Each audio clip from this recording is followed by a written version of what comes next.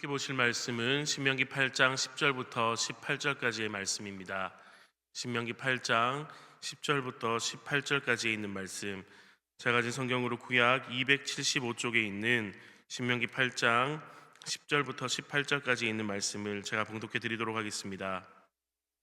내가 먹어서 배부르고 내 하나님 여호와께서 옥토를 내게 주셨으므로 말미암아 그를 찬송하리라. 내가 오늘 내게 명하는 여호와의 명령과 법도와 규례를 지키지 아니하고 내 하나님 여호와를 잊어버리지 않도록 삼갈지어다. 내가 먹어서 배부르고 아름다운 집을 짓고 거주하게 되며 또 내 소와 양이 번성하며 내 은금이 증식되며 내 소유가 다 풍부하게 될 때에 내 마음이 교만하여 내 하나님 여호와를 잊어버릴까 염려하노라. 여호와는 너를 애굽 땅 종되었던 집에서 이끌어내시고 너를 인도하여 그 광대하고 위험한 광야 곧 불뱀과 전갈이 있고 물이 없는 간조한 땅을 지나게 하셨으며 또 너를 위하여 단단한 반석에서 물을 내셨으며 내 조상들도 알지 못하던 만나를 광야에서 내게 먹이셨나니 이는 다 너를 낮추시며 너를 시험하사 마침내 내게 복을 주려 하심이었느니라. 그러나 내가 마음에 이르기를 내 능력과 내 손의 힘으로 내가 이 재물을 얻었다 말할 것이라. 내 하나님 여호와를 기억하라. 그가 내게 재물 얻을 능력을 주었음이라. 이같이 하심은 내 조상들에게 맹세하신 언약을 오늘과 같이 이루려 하심이니라. 아멘. 강단에 뭐가 많이 올라와 있죠? 오늘은 추수감사주일입니다. 우리가 오늘 함께 모여서 하나님께 예배할 수 있음이 얼마나 감사한지 모릅니다. 지난 한 해를 돌아보면 하나님께서 우리의 가정과 일터와 교회 가운데에서 얼마나 큰 은혜를 허락해 주셨는지 감사의 제목이, 감사의 이유가 넘칠 수밖에 없습니다. 한 해 동안 나의 삶을 인도해 주신 하나님을 기억하며 감사하며 나아가는 오늘 하루가 되시기를, 우리의 인생이 되기를 주님의 이름으로 축원합니다. 그런데 성경을 살펴보면 이 감사에 대해 놀라운 사실이 하나가 나옵니다. 바로 이 질문입니다. 내가 부족할 때와 내가 풍요로울 때 언제 더 우리는 감사하는 삶을 살게 될까? 우리는 대개 이렇게 생각합니다. 없을 때가 힘들지, 내 삶이 풍성해지면 오히려 더 감사가 쉬워지는 것 아닌가? 그러나 성경에서 말씀하시는 것은 전혀 다릅니다. 부족함은 우리가 하나님께 달려가도록 만들지만 풍요는 우리가 하나님을 잊어버리기 쉽게 만든다라고 말합니다. 그래서 하나님께서는 이스라엘 백성들이 가나안에 들어가기 직전에 광야에서 무엇이라고 당부하십니까? 오늘 본문 14절 말씀을 보면 내 마음이 교만하여 내 하나님 여호와를 잊어버릴까 염려하노라 라고 말씀하십니다. 우리의 마음이 교만해져서 하나님 여호와를 잊어버릴까 염려하신다는 것입니다. 이 말씀은 경고를 넘어 풍요로움 속에 숨겨져 있는 위험을 우리에게 가르쳐 주시는 하나님의 사랑의 말씀인 줄로 믿습니다.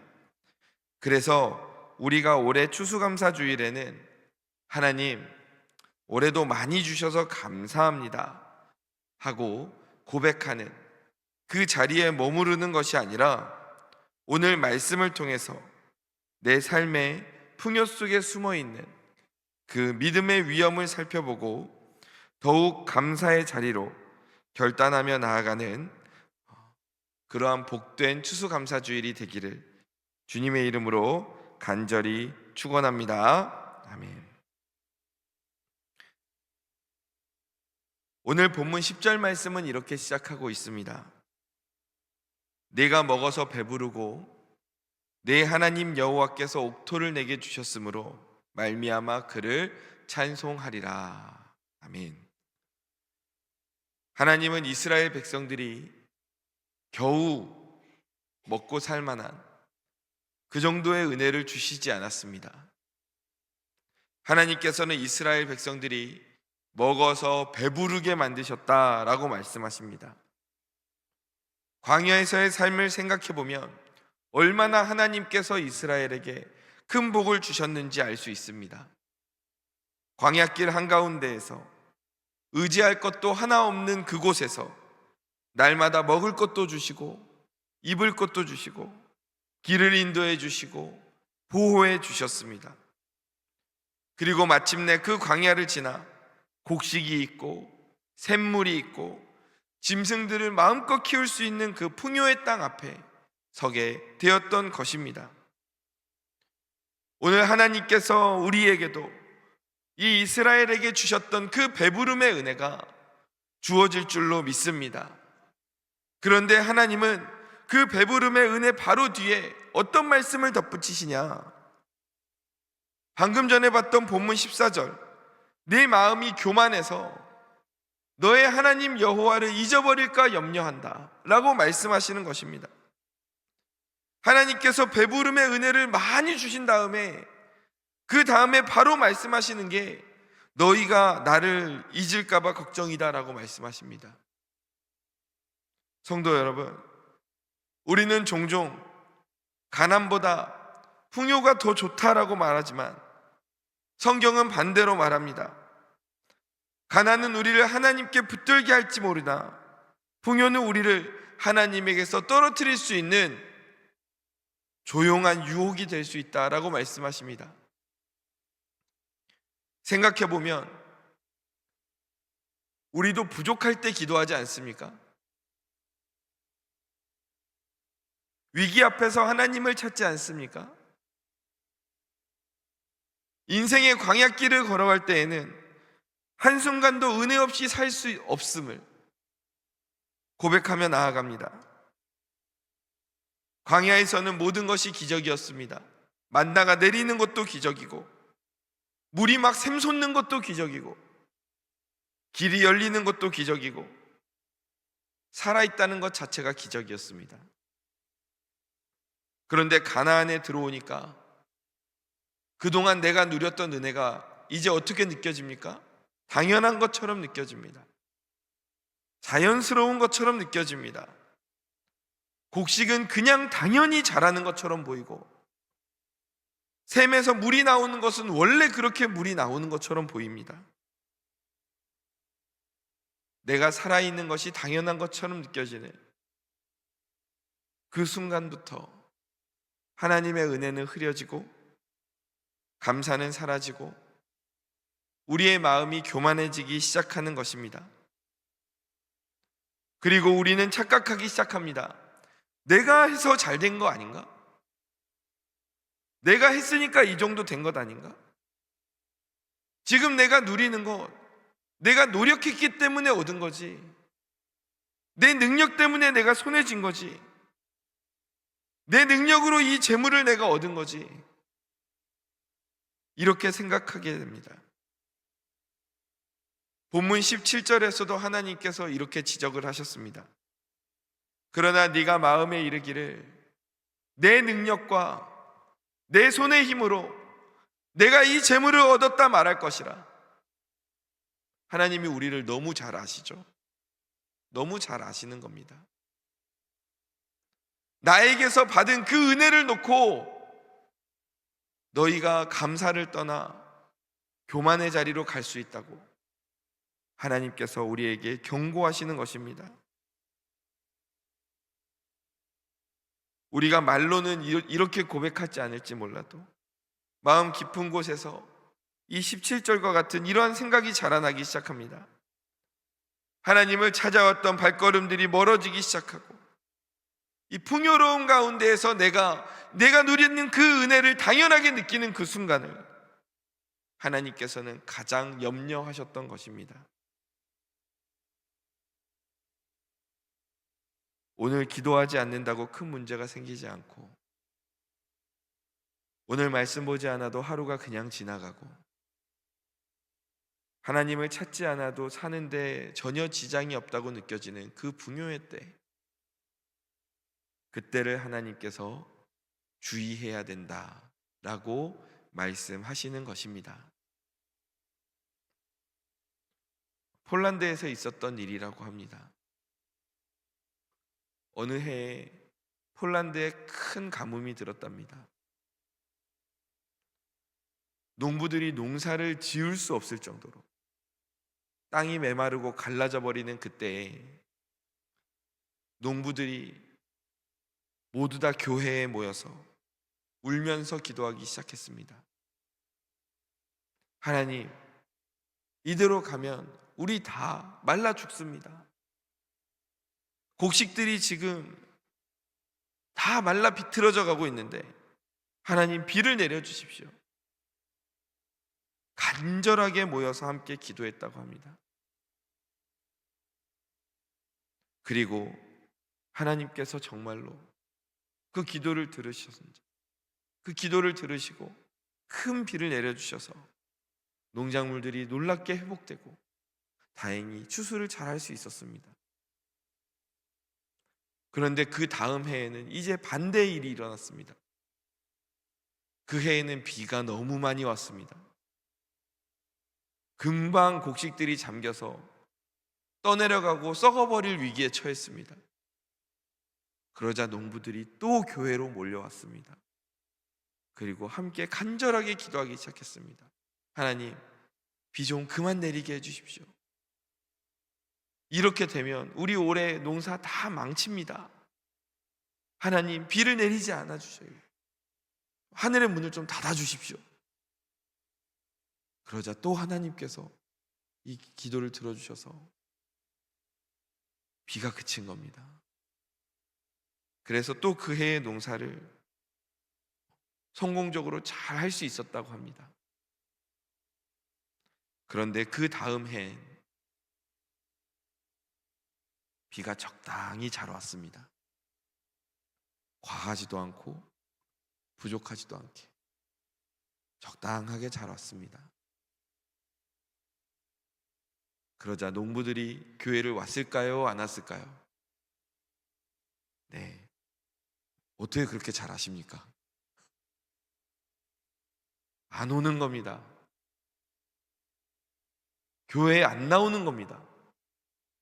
기도 자리에 나오지 않는 겁니다. 그래서 한 나이가 지긋한 농부가 이런 말을 했다고 합니다. 비가 없으면 하나님께 나와서 울고, 비가 너무 많이 와도 하나님께 나와서 울지만 비가 딱 적당하게 오면 하나님을 찾지 않는구나. 이때가 가장 우리에게 위험한 때구나 라고 말했다고 합니다. 사랑하는 성도 여러분, 하나님께서 이스라엘에게 이 풍요의 때를 놓고 경고하셨던 것은 내가 너희에게 풍요를 안 주겠다라는 말씀이 아닙니다. 오늘도 하나님은 우리에게 가장 좋은 것을 주고 싶어 하시고 우리에게 생명과 평안을 주고 싶어 하시는 분임을 믿으시기 바랍니다. 근데 문제는 뭡니까? 풍요가 문제가 아니라 그 풍요를 통해서 우리가 하나님에게서 멀어지게 되는 우리의 그 연약한 마음의 변화가 문제인 것입니다.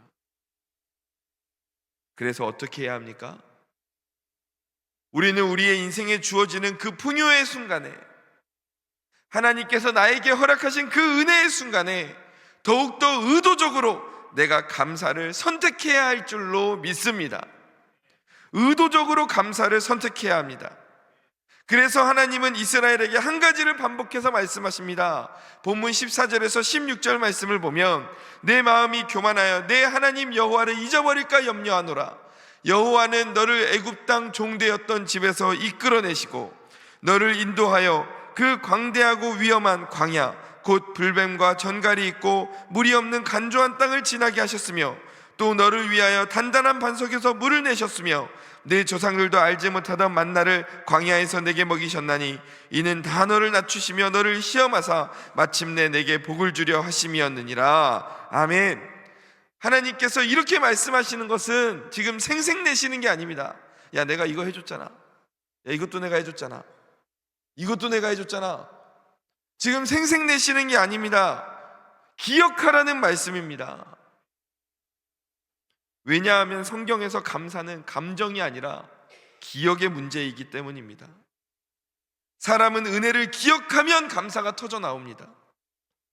어떤 사람이 나에게 베풀었던 호의가 있다고 생각한다면 그 사람이 베푼 호의가 기억나면 감사하게 됩니다. 그런데 잊어버리면 감사하지 않게 되죠. 마찬가지입니다. 내가 하나님께 받은 그 은혜가 선명하면 선명할수록 감사도 더욱더 선명해지는 것입니다. 내가 하나님께 받은 그 은혜의 기억이 흐려지면 흐려질수록 내 감사도 같이 흐려지는 것입니다. 그래서 하나님은 오늘 말씀에서 내가 너에게 허락한 그 은혜를 네가 기억해야 된다. 기억할 때 감사가 주어진다라고 말씀하신 것입니다. 근데 문제는 뭡니까? 감사의 기억이 너무 쉽게 사라진다는 것입니다. 은혜를 받았는데도 시간이 지나면 그 놀라움이 사라지고 감격이 사라지고 결국 감사도 사라집니다.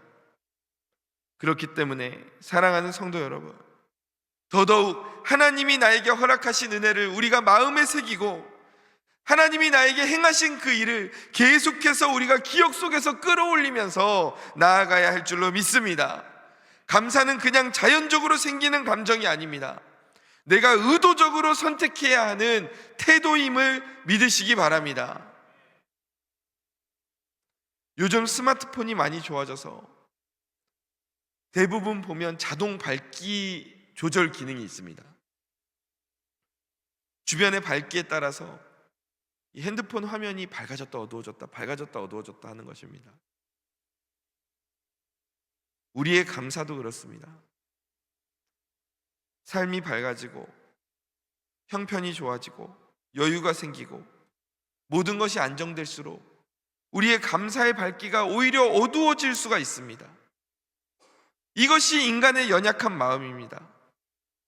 그럼 밝기가 어두워지면 어떻게 합니까? 그냥 그대로 쓸까요? 아니죠. 내가 수동으로 밝기를 올려주면 됩니다. 밝게 만들면 됩니다. 마찬가지입니다. 감사는 자동이 아닙니다. 수동입니다. 내가 의도적으로 힘을 주어 올릴 때 우리가 감사할 수 있게 되는 것입니다. 그래서 우리는 하나님 앞에서 일부러 하나님을 더 기억하도록 노력해야 합니다. 생각나면 감사하는 게 아니라 의도적으로 하나님이 나에게 하신 일을 기억하며 감사해야 하는 것입니다. 사랑하는 성도 여러분, 오늘 내 감사가 식어간다면 우리 마음에 기쁨이 부족해서가 아닙니다.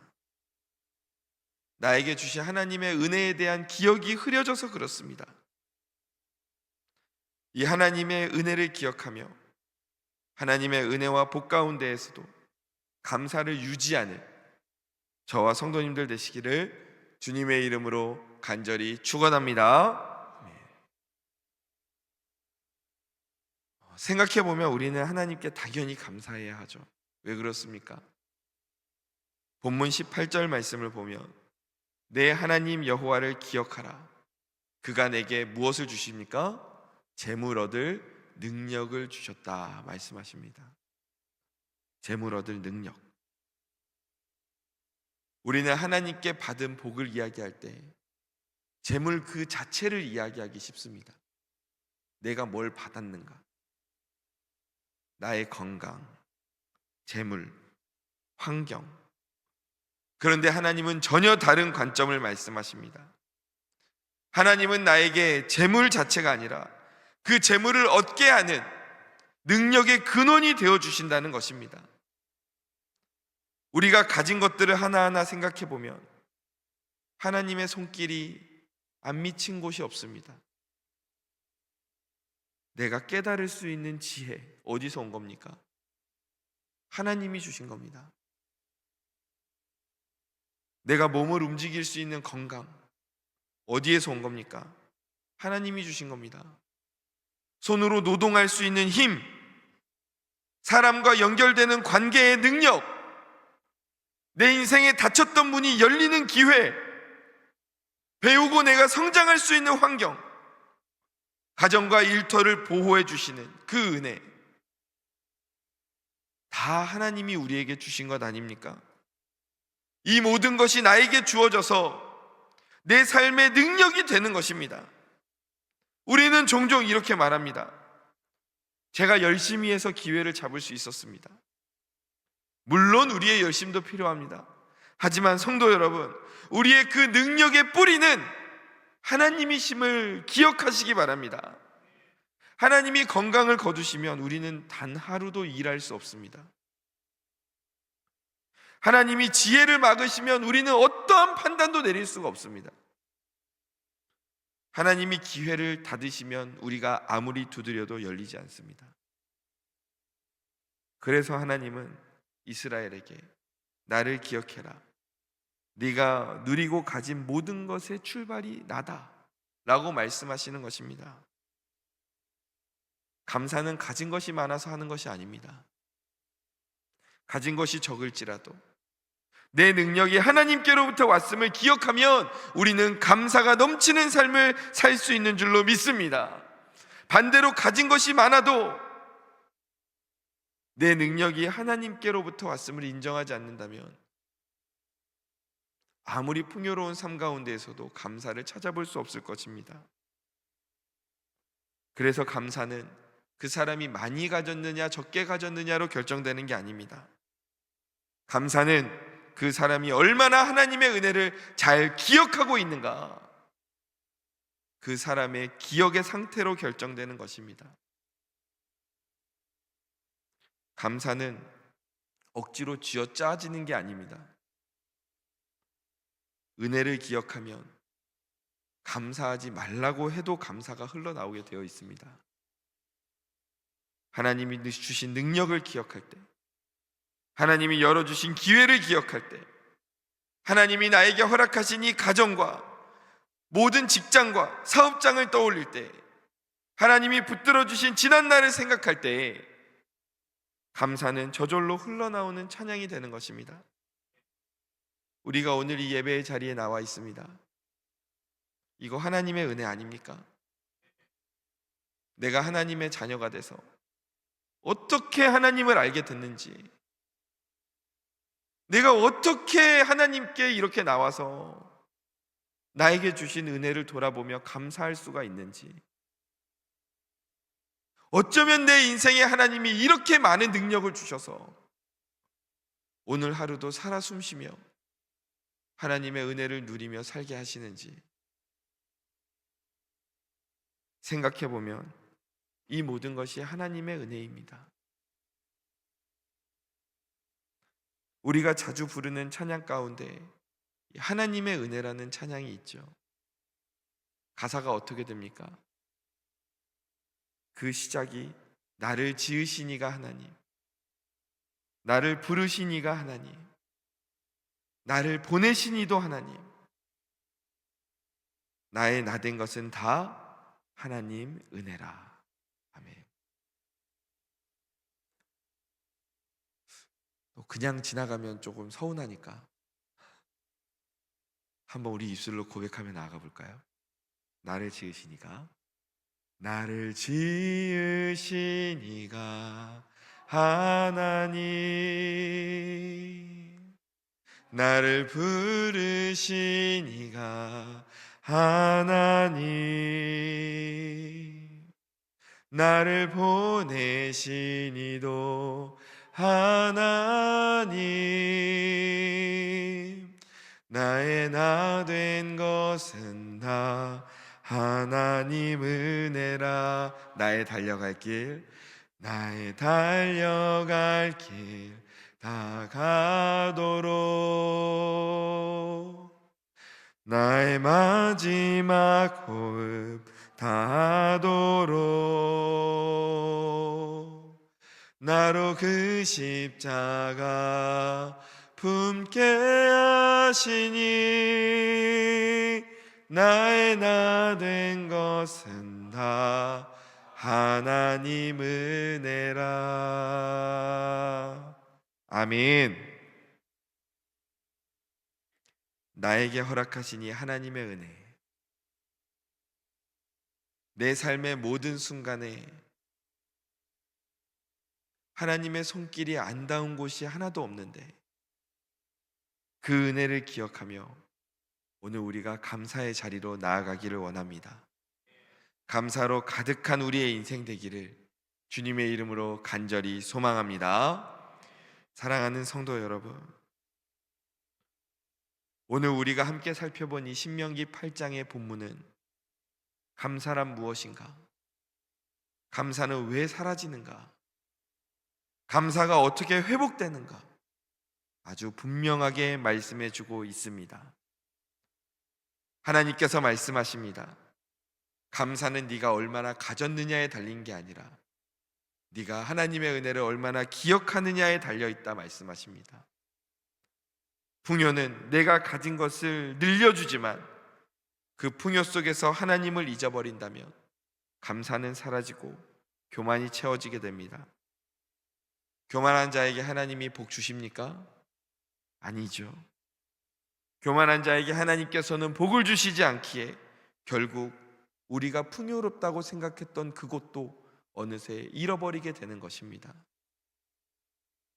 그러나 우리가 하나님께 부족함 가운데에서도 감사하며 나아간다면 하나님께서는 말씀하십니다. 그래, 내가 너에게 이만큼 은혜를 줘도 너 이거 감사로 감당할 수 있는 그릇이 됐구나. 너 많이 성장했구나. 내가 너에게 더 큰 은혜를 줘도 내가 걱정이 안 들겠다. 그리고 하나님이 감사 가운데 조금 더 큰 은혜, 조금 더 큰 복을 나에게 허락하실 줄로 믿습니다. 그러므로 우리가 기억해야 할 것은 오늘 내 손에 지금 뭐가 쥐어졌느냐가 아니라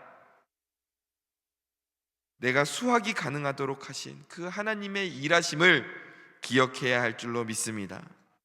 오늘 내가 붙들어야 할 것은 오늘 하루의 풍요가 아니라 그 풍요 가운데 나아갈 능력을 주신 하나님을 붙들어야 할 줄 믿습니다. 하나님의 은혜를 기억함으로 날마다 더 큰 하나님의 은혜를 누리게 되는 저와 성도님들 되시기를 주님의 이름으로 간절히 축원합니다. 말씀을 정리하겠습니다. 감사, 하나님을 잊지 않겠다는 믿음의 선언입니다. 하나님이 주신 은혜와 능력 잊지 않습니다. 풍요 속에서도 하나님을 내 중심에 두겠습니다. 내가 지금 누리고 있는 모든 것이 하나님의 은혜임을 잊지 않겠습니다. 아픔 가운데에서도 하나님을 찾게 하시니 감사. 풍요 가운데에서도 하나님을 돌아보게 하시니 감사. 나에게 가정을 주시고 이 사계절을 주시고 내가 오늘 하나님의 전에 나와 예배할 수 있는 것이 감사. 이 모든 은혜를 기억하며 나아가는 것, 그것이 바로 진정한 감사의 고백입니다. 우리는 이렇게 기도해야 합니다. 하나님, 저는 잊기 쉬운 사람입니다. 그러나 오늘 다시 한번 기억하며 나아갑니다. 나의 능력도 기회도 건강도 만남도 모두 다 주신 것이니 하나님, 풍요 속에서도 은혜를 잊지 않게 하여 주옵소서.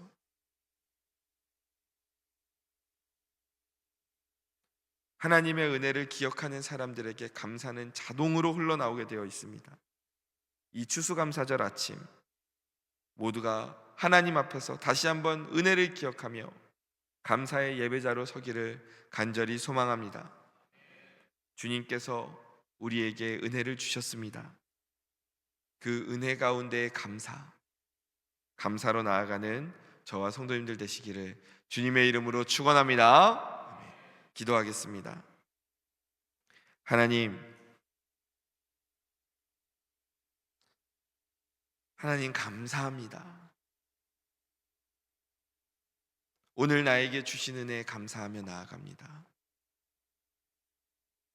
내가 살아 숨쉬는 것, 오늘 이 자리에 나와 예배하는 것, 내가 하나님을 알게 된 것, 하나님을 믿게 된 것, 그리고 오늘 내가 살 수 있도록 나에게 능력을 주신 것, 건강 주신 것, 그 모든 것 하나님 앞에 감사하며 나아갑니다. 그런데 하나님, 우리는 연약해서